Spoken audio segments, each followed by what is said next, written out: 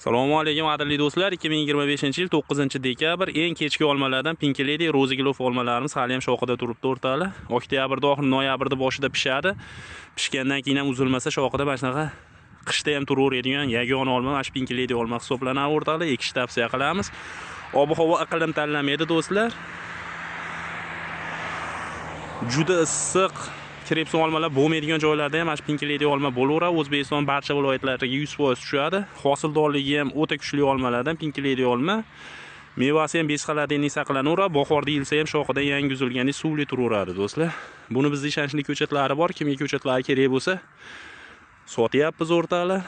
Aloqaga chiqaverasizlar. Mana shunaqa chiroyli bog'lar tashkillab beramiz do'stlar. Mevasi ham eng shirin olmalardan, eng qimmat sotilayotgan olmalardan Pink Lady olma. Juda suvli olma. Qani bismillahirrohmanirrohim.